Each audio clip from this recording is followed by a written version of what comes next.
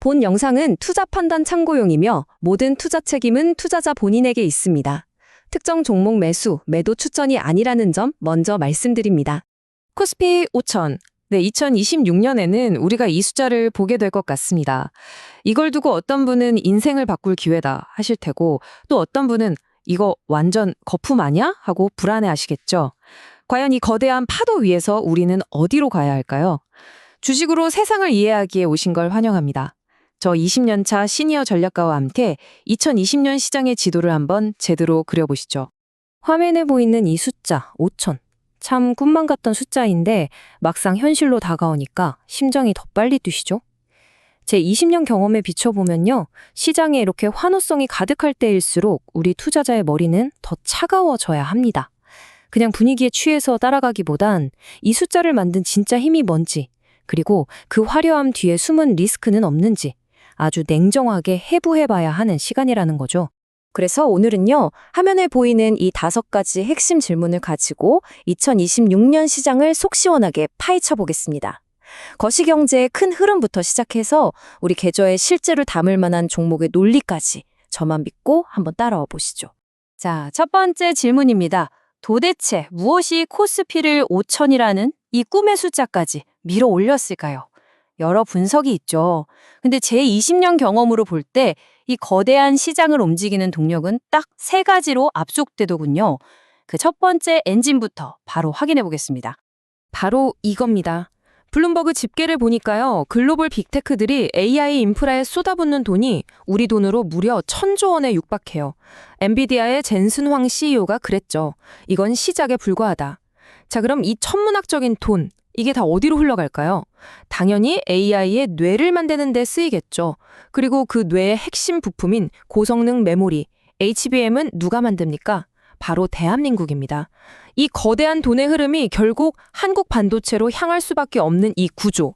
이게 바로 코스피 5천을 떠받치는 가장 단단한 기둥인 셈이죠. 그럼 두 번째, 이 랠리의 심장 부인 반도체 시장으로 한번 들어가 보죠. 근데 지금 분위기가 아주 혼란스럽습니다. 외국계랑 국내 증권사 리포트가 완전히 딴소리를 하고 있고 전문가들 사이에서도 의견이 분분해요. 그래서 진짜 싸움이 어디서 벌어지는지, 이 복잡한 데이터들 속에서 우리가 뭘 읽어내야 하는지 제 관점을 명확하게 한번 짚어드리겠습니다. 자, 화면에 이 도넛 차트를 한번 보시죠. 이게 사실상 모든 걸 말해주고 있습니다. 엔비디아의 차세대 심장, 루빈에 들어갈 HBM4, AI 시대의 금이라고 불리는 이 시장의 점유율 전망인데요. 여기 보라색으로 표시된 SK 하이닉스가 무려 70%입니다. 사실상 한국 기업들이 시장을 그냥 독식하는 구조라는 거죠. 자, 이 기술적인 차이가 핵심입니다. 왼쪽에 SK 하이닉스 방식을 보세요. 이걸 비유하자면 뜨거운 압력으로 여러 겹의 팬케이크를 한 번에 꼭 눌러서 만드는 것과 같아요. 빠르고 효율적이죠. 반면에 오른쪽 삼성 방식은 팬케이크 한 장 올리고 그 위에 필름 바르고 또 한 장 올리는 식입니다. 더 정교할 순 있지만 공정이 복잡하고 시간도 더 걸리죠. 이 작은 차이가 수열과 성능에서 어마어마한 격차를 만들어내는 겁니다.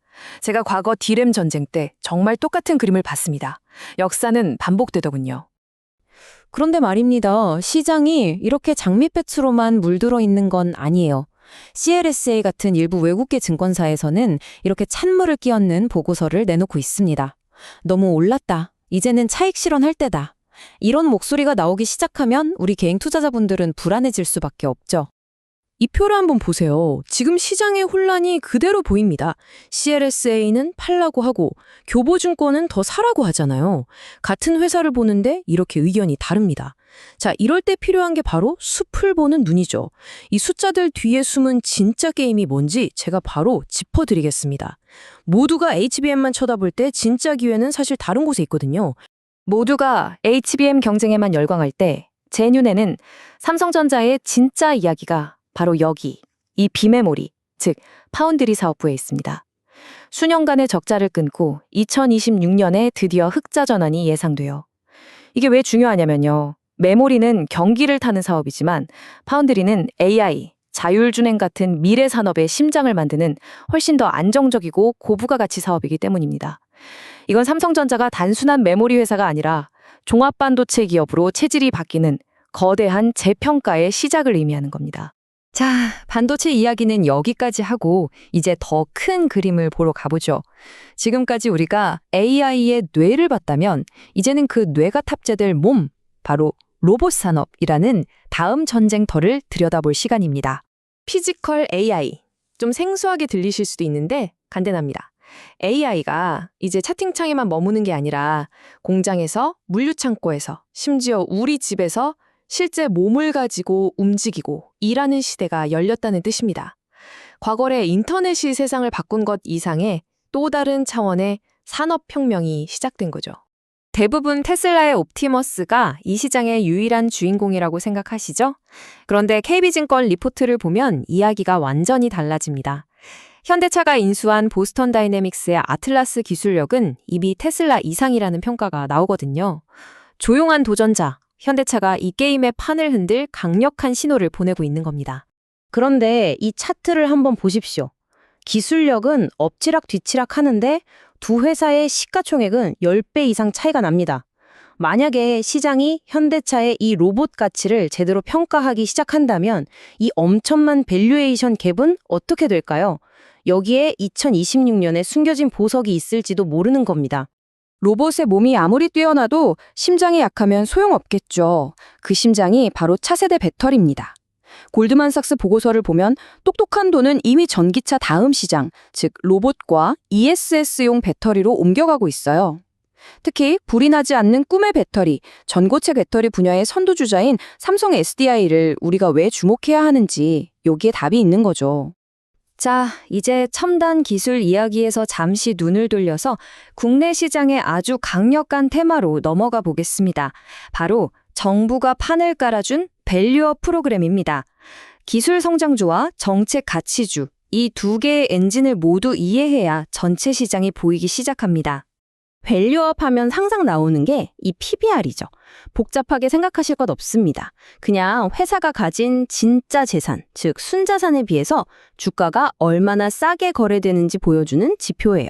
이게 1보다 낮으면 정상가보다 할인 판매 중이라고 생각하시면 아주 쉽습니다. 이 밸류업 프로그램이 작동하는 원리는 아주 간단해요.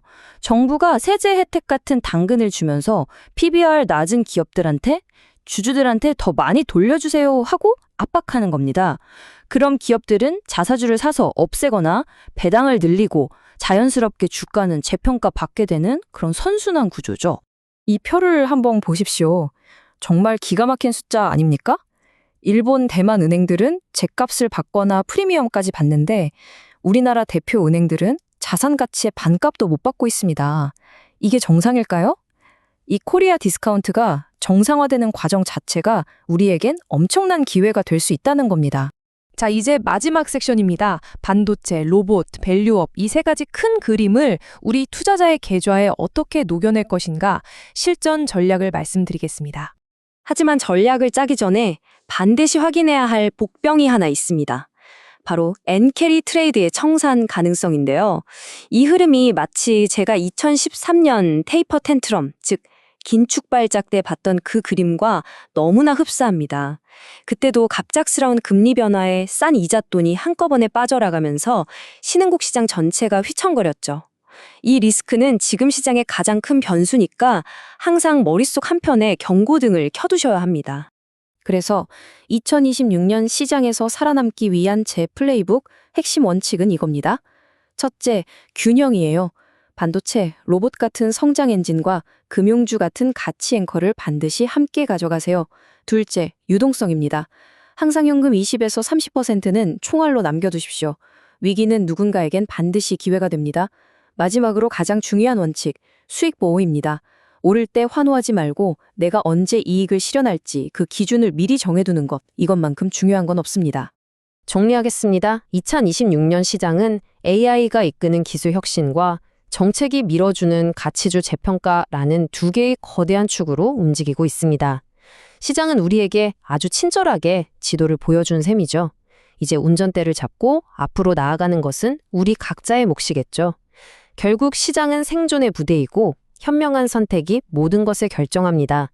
오늘 내용이 여러분의 투자에 도움이 되셨다면 구독, 좋아요, 알림 설정 부탁드립니다. 다음 시간에 더 날카로운 분석으로 찾아뵙겠습니다. 이상 주식으로 세상을 이해하기였습니다.